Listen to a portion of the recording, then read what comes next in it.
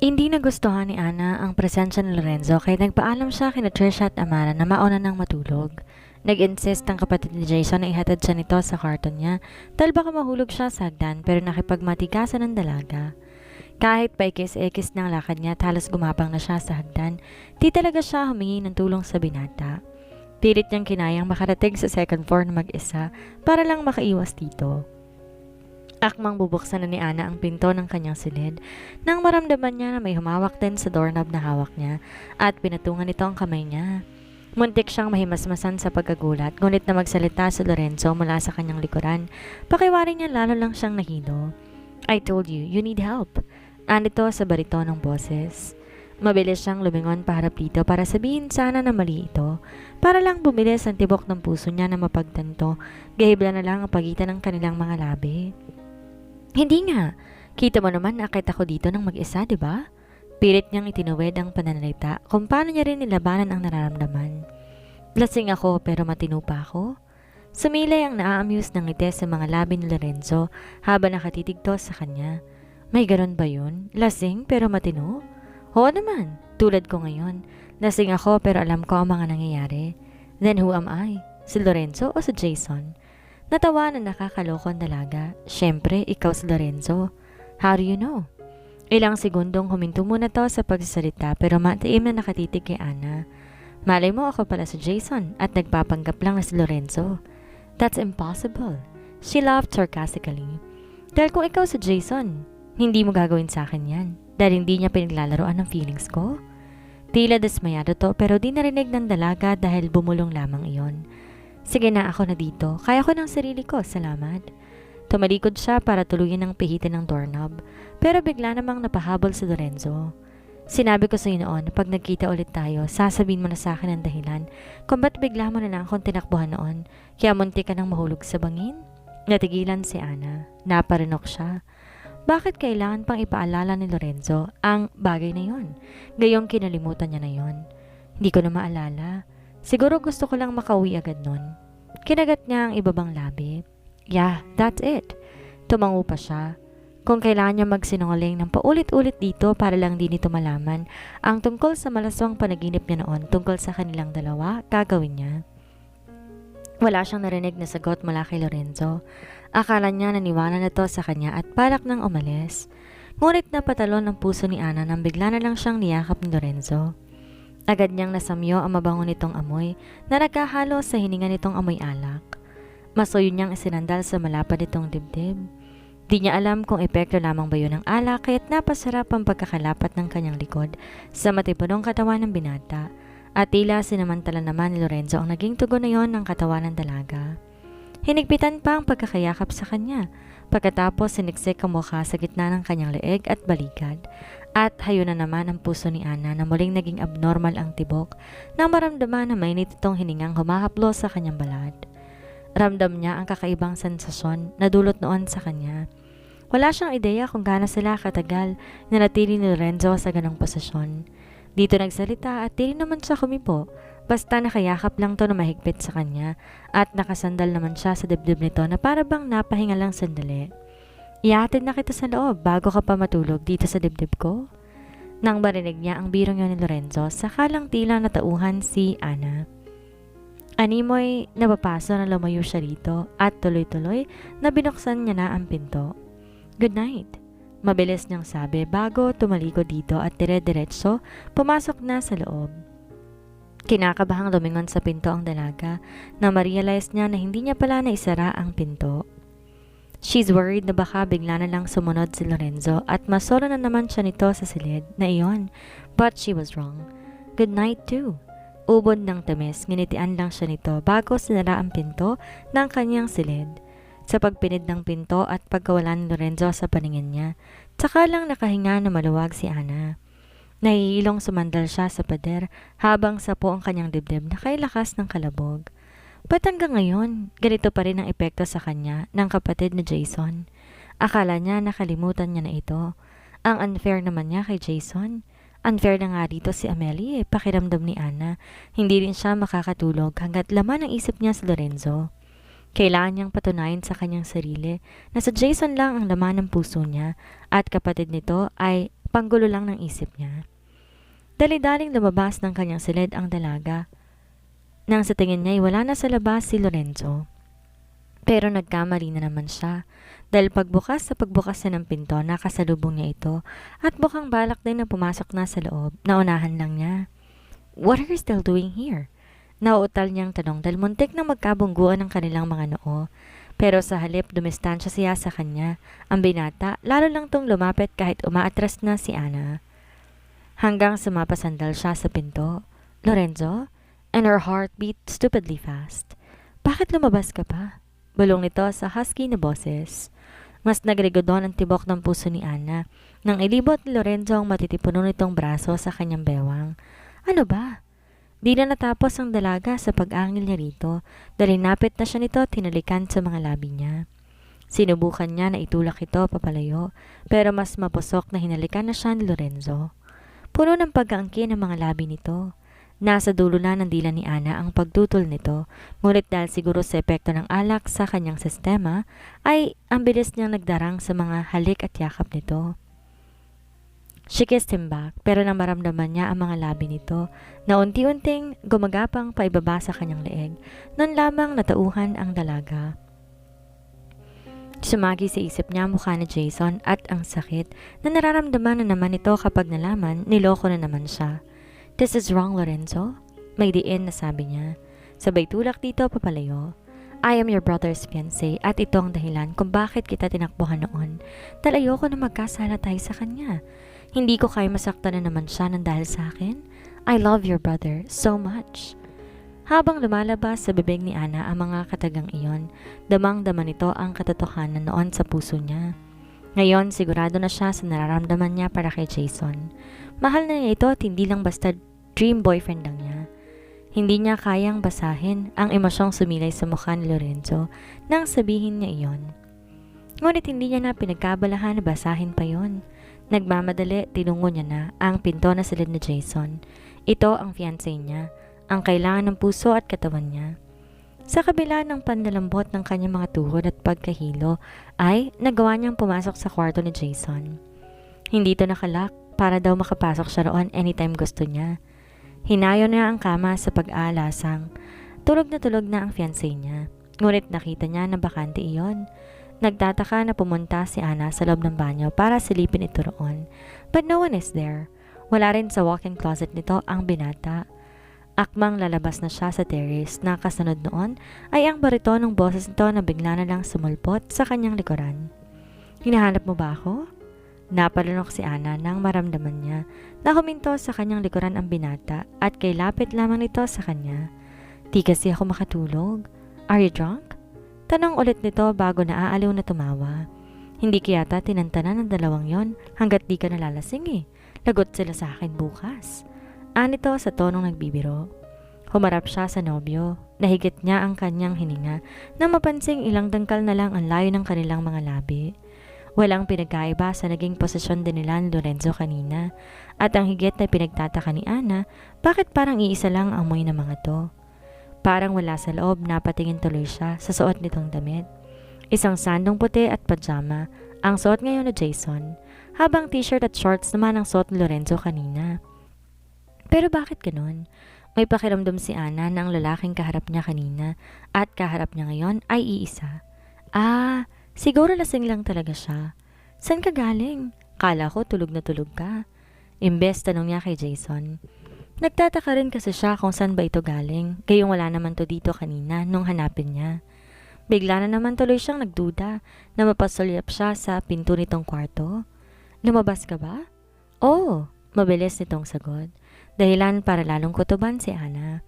May ideyang naglalaro sa isipan niya pero imposible yon at parang mahirap tanggapin. Anong ginagawa mo sa labas? At saan ka pumunta? Bakit hindi kita nakasalubong? Buo ba ako para uminom? Uminom ng ano? Hey! Natatawang awat sa kanya ni Jason. Bakit nga ba ang daming tanong ng baby cakes ko? Na-miss mo lang ako eh. Paano ba niya sasabihin dito na may parte ng isip niya ang nagdududa ng Lorenzo ang kaharap niya kanina at sa Jason na kaharap niya ngayon iisa lamang? Sigurado pagtatawanan lamang siya nito or worse, baka malaman pa nitong nangyari sa kanila ng kapatid nito kanina. Pero what if, posible nga yun. Kaya hindi talaga bagay siyang maglasing, Annabelle, kung ano-ano yung pumapasok sa isip mo. Pinilit ng dalaga ang sarili na ngumiti at iwaglit sa kanyang isipan ang ideyang iyon. Para ka kasing kabuti, bigla-bigla na lang sumusulpot. Sa halip, wika na lamang niya dito. Alam mo, mabuti pa matulog na lang tayo. Lasing ka na oh. Pinanggigilan muna ni Jason ang kanyang pisngi bago siya nito dinala papunta sa kama nito. Hindi na nakatanggi pa si Ana nang ihiga siya nito roon at saka naman to humiga sa tabi niya. Napangiti na lamang si Ana dahil nakaramdam siya ng ginhawa nang lumapat ang kanyang likod sa malambot na kama. Lasing na nga talaga ako. Biruin mo na iniisip ko, ikaw at si Lorenzo iisa? Nakainuman kasi namin siya kanina at nagkita kami sa labas bago ko pumasok sa room mo. Hindi niya rin napigilang sabihin dito ang gumugulo sa isipan niya hanggang ngayon. Kagad tumaas ang dalawang kiling ni Jason nang tumitigto sa kanya. Paano man naman nasabi na isa lang kami ng kapatid kong yun? Her smile became sweet. Lasing nga lang ako kaya ako nasabi yun. Dumilat siya at saka humarap dito. Pwede bang tigilan na lang ang pagtatanong sa isa't isa? Just kiss me and this time, I want to have sex with you. Hindi na kita pipigilan, promise. Handa ako ibigay sa iyong sarili ko kahit na hindi pa tayo kasal. Batid ni Ana sa kanyang puso, yun talaga ang gusto niya mangyari sa mga oras na yun. 2 linggo na lang ang natitira sa misyon niya. Pero kapag mamalasin, mas mapapaiksi pa ang mga araw na makakasama niya ang lalaking siguradong sigurado na siyang mahal niya. Dahil nagsimula na rin na kumilos ang mag-asawang Grayson para alamin kung totoo ang hinala niyang nasa Iloilo nga si Amelie. Totoo na gusto nga rin niyang mahanap at makarap ang kakambal pero di lang niya maiwasan ang lungkot na nadarama dahil kapag nakabalik ng kapatid, ibig sabihin katapusan na rin ang pagpapakasarap niya sa piling ng fiancé nito. Napuno ng emosyon ng mga mata ni Jason habang matamantong nakatitig sa kanya.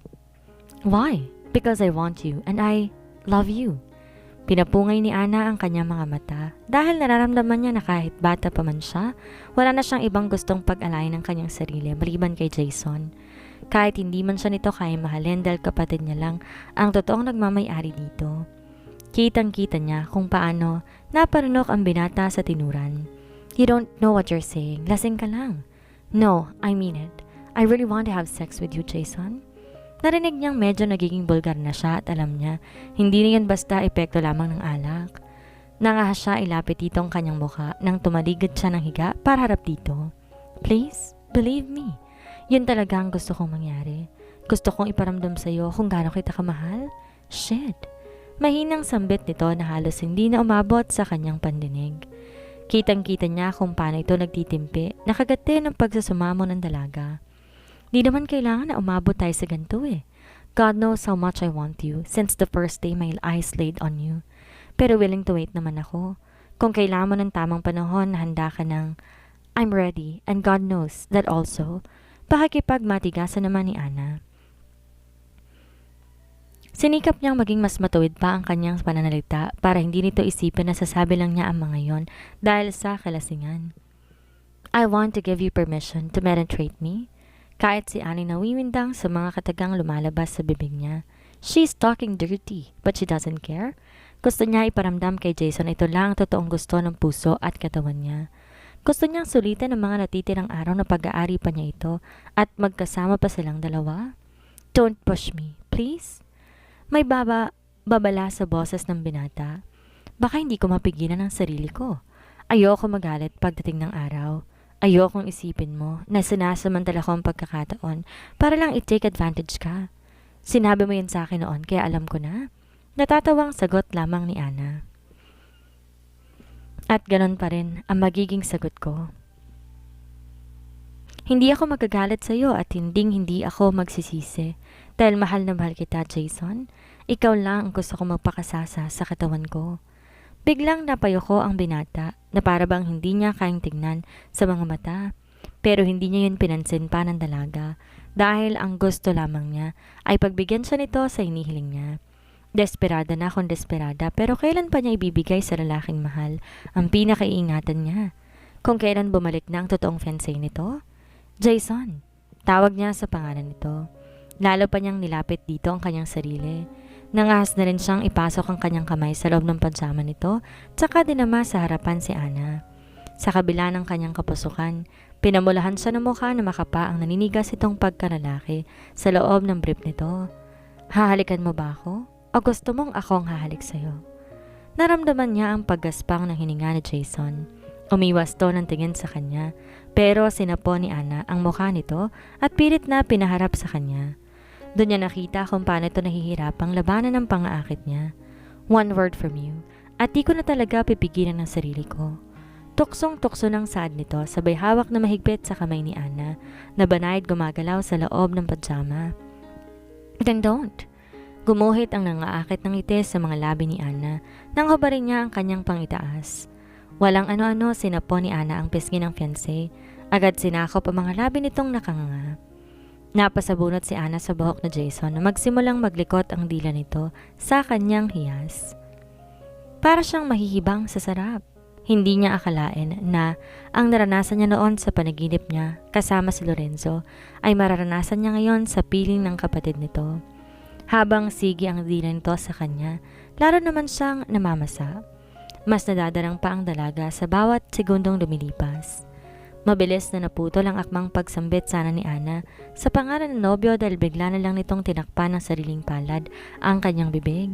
Mukhang ayaw pa rin talaga ng binatang banggitin niya ang pangalan nito habang nasa gitna sila ng pagdiniig. Dahil ayaw niyang madismaya ang binata kaya tulad ng dati, sinikap ng dalagang pigilan ang bibig na tawagin ang pangalan nito. Samantalang walang imik na ipinagpatuloy naman ni Jason ang pagsamba. Katulad niya, wala ring natitirang saplot sa katawan nito, kaya't malay nagpepiesta ang mga mata niya sa napaka-perpektong hubog ng katawan nito. Dari-dari itong humiga sa kama at saka siya nito inalalayan, paupo sa tiyan nito. Muntik pa siyang mapailing para tumanggi dahil nahihiya siya, pero kinalimutan niyang anumang inhibisyon sa katawan at hinayaan ang sariling madarang sa peking pagmamahal sa kanya ni Jason. Peke sapagkat isa siyang impostor. Come closer. Malambing nitong utos sa kanya sabay hila sa kanyang kamay para palapitin siya rito. I want to taste my baby cake more. Kagat ang labi, tumalima naman si Ana kahit pulang-pula na ang kanyang mukha sa pagkapula. Umusog siya hanggang sumapaupo siya sa matigas itong dibdib. Lalo namang nabuhay ang di niya may paliwanag na sensasyon nang hawakan ang kanyang balakang at saka iniangat. Closer. Nakangising utos pa sa kanya ni Jason, ngunit ano ba ang dapat niyang ikahiya? Nakita't natikman na naman na ni Jason lahat sa kanya. Wala na siyang kailangan pang itago dito. Napaka-wild lang din naman siya eh. E di isagad na niya. Wala rin naman magbabago, hindi ba? I'm sorry but I can't. Mabilis umalis si Ana sa pagkakapatong niya sa ibabaw ng binata. Balak sana niyang magbihis at lumabas ng silid para tuloy na siyang makaiwas sa tukso ng gabing iyon. Sakalang napagtanto na hiyang-hiya siya sa kanyang sarili dahil ikakasal na ito sa sariling kapatid, pero nagawa pa niyang pagkainteresan. Siya pa talaga ang nag-alok na may mangyari sa kanilang dalawa, pero kung nagbunga yon, habol ang hininga na bumaba ng kama si Ana. Hindi siya tumingin kay Jason dahil feeling niya sobrang nangapal ang kanyang mukha na mga sandaling iyon. Kapag natuloy ang kasal nito kay Amelie, magiging bayaw na niya ito? Ano pang mukhang iharap niya rito kung sakali? Yuko ang ulo, hinagilap ng dalaga ang damit niya sa sahig. Di rin niya magawang tumingin ng diretso sa binata dahil sigurado na babadrip to sa kanya ngayon dahil sa pambibitin niya rito. Ngunit bago pa makapagbihis si Ana, naramdaman na lang niya na may humawak sa braso niya. At nang lumingon siya, nakita niyang matamis ng ngiti na nakapaskil sa gwapong mukha ni Jason. Nakaupo to sa gilid ng kama. It's okay. Sinabi ko naman sa'yo, sabihin mo lang sa akin kapag nagbagong isip mo kasi hindi kita pipilitin. Masuyo siya nitong hinila at saka pinaupo sa hita nito. Napalanok si Ana nang mapakandong siya kay Jason. Otomatikong napakapit sa leeg nito ang isang kamay niya dahil muntik na siyang mawalan ng balanse. Isa tong pagkakamali, Jason. Sorry, hindi ko pala talaga kaya. Kagat ang labing saad niya bago muling yumuko. Wala siyang pakialam kung pagtakan man itong sinabi niya. At nahiya ako sa'yo dahil ito ang gaganti ko pagkatapos ng mga ginawa mo sa akin. Sana huwag kang magalit. Di agad nakasagot ang binata. Naramdaman lang niya yumakap ang isang braso nito sa bewang niya, tsaka siya hinila papalapit dito. Napapikit siya na maramdaman ang malalambot itong labi na humalik sa noon niya. Bakit ka naman mahihiya? At mas lalong di ako galit sa'yo. Natutuwa pa nga ako dahil pinantayan mo lang sa akin na iba ka sa mga babaeng nakilala ko, na hindi ka basta-basta. Nang dahil dyan kaya't lalo ka na pamahal sa akin. Dahan-dahan na nag-angat ng kanyang mukha si Ana dahil damang-dama niya ang emosyon sa mga sinasabi ni Jason. Lumamlam ang kanyang mga mata na masalubong ang kanilang tingin. Tumagilid siya paharap dito at saka hinaplos ang pisngi nito. Kung kaya ko lang ibigay lahat-lahat sa'yo para mapasaya ka lang, Jason. Mahal na mahal kita. Madamdamin din na saad niya. Pero sorry kasi hanggang dito lang ako eh. I mean, hanggang dito lang kaya kong ibigay sa'yo. Huwag mo ngang nilalang ang sarili mo. Marahan tong natawa bagamat di pa rin naniniwala sa kaseryosohan ng mukha. You're more than enough, okay? Ako dapat mag-sorry sa'yo kasi nililito kita. Sa ngayon hanggang dito lang din ang kaya kong ibigay sa'yo eh. Masyado pang komplikado ang mga bagay-bagay. Tinaas din ni Jason ang isang kamay at puno ng damdamin, hinaplos ang kanyang mukha. I love you so much. Di ko man yun maipapakita ng buo sa'yo ngayon in the right time. Kapag hiningaan mo ko, bibigay ko sa'yo hindi lang puso ko, kundi pati na rin ang balon-balunan ko. He whispered before he laughed softly. She frowned dahil nagawa pa talagang isingit ang kalokohan sa gitna ng seryosong usapan nila. Loko-loko ka talaga. Pinapatawa lang kita. Nakangiti pati mga mata, pinisil ng Jason ang tungki ng kanyang ilong. But kidding aside, one of the greatest things that has ever happened to me was finding you. Isa ka sa mga dahilan kung ba't ngumingiti ako, kung ba't tumitibok ang puso ko. Nagkamali man ako ng akala noon para sa tuwing sinisigaw ko sa isip ko. Kung gaano kita kamahal, ikaw talaga yon ang nasa puso ko at wala nang iba pa. Medyo naguluhan si Ana sa mga huling sinabi ni Jason. What do you mean? Sa halip pagpaliwanag to sa kanya, hinalikan lang nitong balikat niya. Basta, malalaman mo sa tamang panahon, and I can't wait na mangyari yon at mas lalong hindi na ako makapaghintay na maikasal tayo. Larong napaisip ang dalaga dahil palagi nitong binabanggit ang tamang panahon sa tuwing mapag-uusapan nila ang mga ganoong bagay. Hindi na naman tuloy maiwasan na magduda na mapatitig siya sa mukha nito. At dahil nagkaroon din siya ng pagkakataon kanina na matitigan ng husto ang mukha ni Lorenzo, kaya napapatanong na naman siya sa kanyang sarili kung pinaglalaroan lamang ba siya ng alinman sa dalawang magkapatid.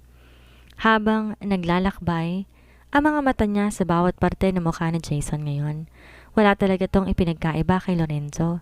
Naghahanap siya ng kahit anong pagkakaiba. Dahil sigurado niya na meron talaga kahit gaano pa man ka-identical ang mga to, katulad ni Amelie. Pero bakit ganon? Parehong-pareho kahit pagbuka ng kanilang bibig? Ang pag-stop ng mga mata, kahit facial expression ni Lorenzo at Jason iisa, the way they smile, they smirk, they chuckle, napansin niya na yon nung una pa lang pero di niya binigyan pansin dahil sabi sa kanya ni na Axel at ng mga kaibigan sa triplets nga raw, si Lorenzo at Jason talagang sobrang magkatulad sa halos lahat ng bagay. Kahit daw sariling pamilya, hirap minsan kilalanin ang dalawa. Nalilito raw kahit mga kapatid na mga to kung itsura ang pagbabasihan. What? Don checking me out? Napakurap-kurap si Ana nang marinig ang nanunodyong boses ng binata. Dahil abala siya sa pagkilati sa pagkakaiba ng mukha nito kay Jason, di niya namalayan mataman na pala siyang tinititigan nito. At ngayon narinig niya nang muli ang boses nito saka lang unti-unting nababawasan ang pagdududa ng dalaga. Their voice was not the same. Mahirap dayain kahit ganito pa kagaling ang isang impostor. Mabuti nilang magkaboses silang dalawa ni Amelie ayon kay Mrs. Grayson. Hindi niya yon naging problema. May dapat ba akong ikatakot? Muling tanong ni Jason saka siya na sigurong di nga si Lorenzo tong kaharap niya dahil magkaiba ang boses ng mga to. Di man niya mapaliwanag, sigurado siya magkaiba. Huminga siya na malalim bago napangiti dito. At anong dapat mong ikatakot? Unless may tinatago kang sekreto sa akin. He chuckled while looking at her amusingly. Ikaw, may tinatago ka rin ba sa akin? Balik tanong nito sa kanya, dahilan para kabahan si Ana. Though alam naman niyang binibiro lamang siya nito. Well, dinadaan niya lahat sa pag-ibit balikat ang kaba niyang iyon. Malalaman mo rin sa tamang panahon. Pabirong panggagaya ni Ana sa sinabi nito kanina na ikinatawa lang ni Jason. Pilya? Nangiting pinanggigilan nito ang kanyang pisngi bago hinigpitan ng pagkakayakap sa kanya. Let's sleep? Mag-uumaga na pala. Kapag ko ay napasulyap to sa orasan. Sige, naantok na nga rin ako eh. Tumango lang si Ana bago yung naalalang ipaalam dito ang pagdating ng kapatid. Nandiyan na pala si Lorenzo. Dumating siya kanina habang nagiinuman kami.